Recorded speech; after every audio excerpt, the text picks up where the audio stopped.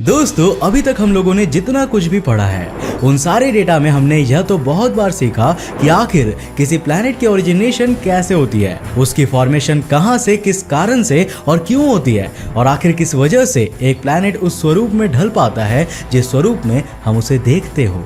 वैसे तो हमने आज तक अनगिनत कॉन्सेप्ट्स और रियलिटीज के बारे में जाना है। हमने यह भी जाना कि ब्लैक होल्स का जन्म कैसे होता है और उनका खात्मा कैसे होता है, एक स्टार की उत्पत्ति कैसे होती है और उसका अंत कैसे होता है। उसी तरह हमने यह तो आज से सालों पहले जान लिया था कि आखिर एक प्लैनेट बनता कैसे है, पर हम कभी भी यह नहीं जान पाए कि आखिर एक प्लैनेट की डेथ या कहें कि उसका सर्वनाश उसके अंतिम दिनों में आखिर किस तरह होता है। अब आप में से कई लोग कहेंगे कि हम लोगों ने यूं तो कॉस्मोस में हलचल मचने की वजह से अनगिनत प्लैनेट्स को मरते हुए देखा है, पर दोस्तों यहाँ बात हो रही है किसी प्लैनेट की नेचुरल डेथ की, जिसका कारण उसका अपना ही होस्ट स्टार बनता हो। आखिर क्या होता है जब एक प्लैनेट अपनी मौत के अंतिम दिनों में पहुंच जाता है और उसका होस्ट स्टार उसके आखिरी दिनों में उस पर कैसे कैसे सितम ढाता है। आज के इस वीडियो में हम लोग इसी सवाल का जवाब जानने वाले हैं। तो हेलो गाइस, मैं कौशिक और चलिए जानते हैं ब्रह्मांड में पाए गए 3 ग्रहों के अंतिम यात्रा को।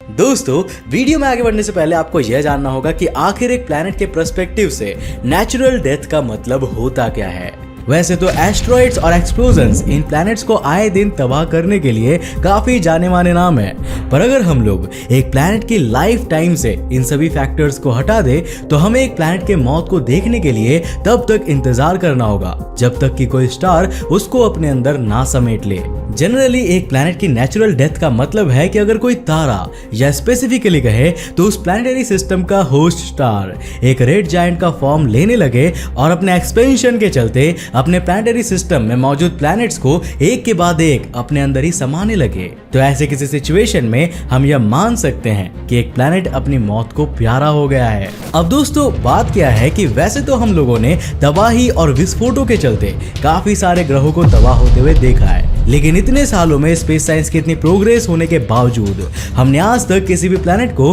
कभी किसी स्टार के अंदर जाते हुए नहीं देखा है, विच मीन्स कि अभी भी इस बात की काफी ज्यादा चांसेस है कि हम जिस तरह से रेड जायंट और उसके पर्सपेक्टिव को स्पेक्यूलेट कर रहे हैं कहानी वैसी असल में ना निकले, और हमारी सोच किस हद तक सही है या हमारे सिमुलेशंस की एक्यूरेसी कितनी एग्जैक्ट रिजल्ट निकाल रही है, इसका पता लगाने का सिर्फ यही तरीका हो सकता है कि हम लोग किसी प्लैनेट को अपने ऑब्जर्वेशन में या तो उसके होस्ट स्टार के अंदर जाते हुए देखें या तो उसके पुराने डेटा और करंट डेटा की पोजीशनिंग की मदद से आगे के सर्कमस्टेंसेस को प्रेडिक्ट कर सके with the help of advance computer technology. अब दोस्तों पहले हमारे पास टेक्नोलॉजी तो थी, पर कोई ऐसा प्लैनेट नहीं था जिसको सैंपल के तौर पर इस्तेमाल करके हम लोग रेड जायंट के रहस्यों को समझ सके। पर अभी हाल ही में ऐसे 3 ग्रहों को खोज निकाला गया है जो बहुत जल्दी अपने होस्ट स्टार के अंदर जाने वाले हैं। दोस्तों अभी तक वैसे तो नासा ने हजारों एक्सोप्लैनेट्स को ढूंढ निकाला है, पर आज हम जिन 3 ग्रहों की बात कर रहे हैं उनके नाम है TOI 2337b, TOI 4329b और TOI 2669b।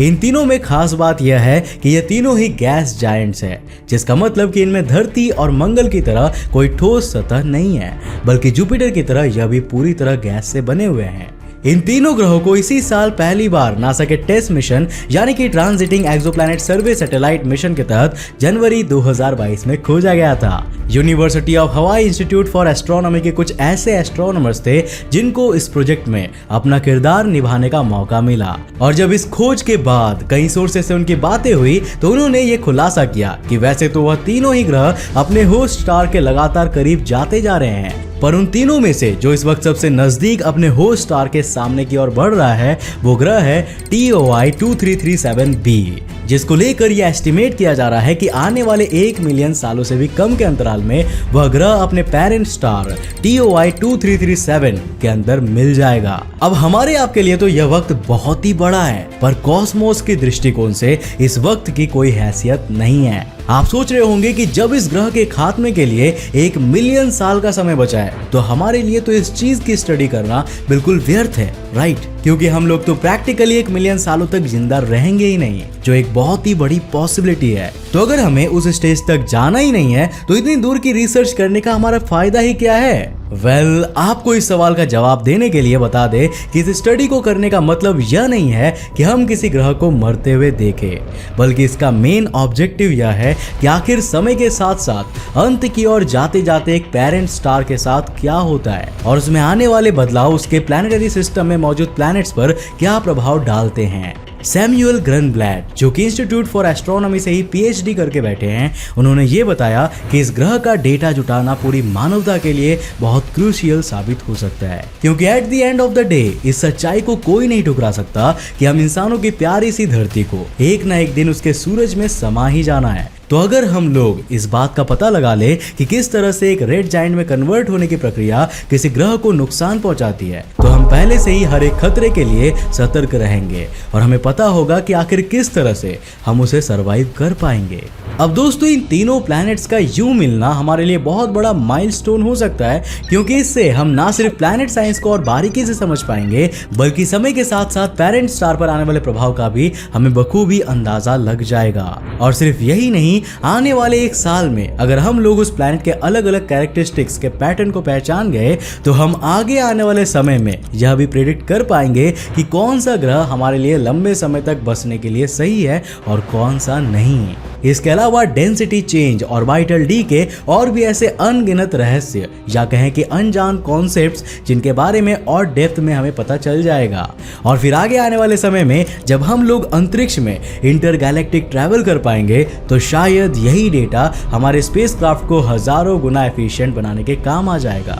अब दोस्तों, ये तो हुई बहुत दूर की बात, लेकिन अभी फिलहाल प्लैनेटरी सिस्टम का एवोल्यूशन एक ऐसा कॉन्सेप्ट है जिसके बारे में हम लोग सिर्फ नाम मात्र जानते हैं। और ऐसा नहीं है कि हम इन तीनों ग्रहों को अपनी मंजिल मानकर चल रहे हैं, बल्कि स्टडी के को ऑथर निक सॉन्डर्स ने तो यह बयान दिया है कि जिन 3 ग्रहों को अभी हम लोग अपना आधार मानकर चल रहे हैं, वह सिर्फ एक बड़े से हिमखंड यानी कि आइसबर्ग की सिर्फ छोटी सी चोटी है। अब इस आइसबर्ग के बाकी बचे हिस्से में हमें क्या क्या हैरान कर देने वाली चीजें मिल सकती है, इसके बारे में पता लगाने के लिए वैसे तो स्टडीज अभी भी जारी है, पर ऐसा अंदाजा लगाया जा रहा है कि टेस्ट आगे आने वाले समय में हमें ऐसे और भी कई सारे प्लैनेट्स का पता बताएगा, जिनसे हम ना सिर्फ ग्रहों को ऑर्बिटल डीके के जरिए खत्म होते हुए देखेंगे, बल्कि स्टार के एवोल्यूशन के दौरान कुछ इन्फ्लेटिंग एंड माइग्रेटिंग प्लैनेट्स के देखे जाने के भी आसार है, जो अभी फिलहाल तो सिर्फ कागजों में ही मौजूद है। नासा ने बताया कि वह अपने जेम्स वेब स्पेस टेलीस्कोप का इस्तेमाल ऐसे ही और भी ग्रहों को खोजने के लिए